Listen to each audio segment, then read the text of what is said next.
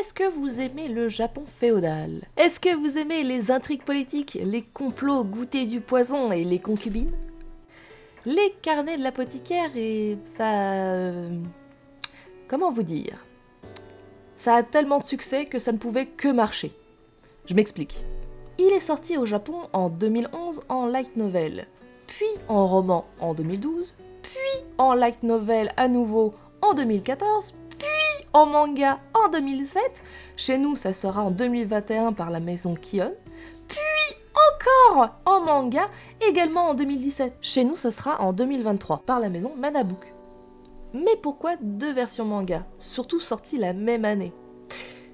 Et parce que ça a eu tellement de succès qu'il fallait contenter les fans. La première version manga s'est permis de rajouter une romance, voyant que le public était majoritairement féminin, un rajout qui a dérangé les fans de romans. Une deuxième version manga est donc sortie plus fidèle à l'œuvre originale. Oui, la romance entre Mao Mao et Jinshi n'est pas censée exister. De base, Jinshi n'est présent auprès de Mao Mao que pour lui donner des quêtes et jouer son rôle dans l'intrigue politique. Pour ma part, j'ai lu les deux versions, la version fidèle illustrée par Minoji Kurata et Tokoshino, et la version que tout le monde connaît illustrée par Neko Kurage. C'est la version que je préfère, désolé pour les dessinateurs de la version Manabook, mais votre travail fait pâle figure à côté de Neko Kurage. L'histoire est trop semblable pour continuer à acheter vos tomes. En plus, vous êtes sorti 2 ans après la version Kion, et vous êtes en retard sur la sortie des mangas.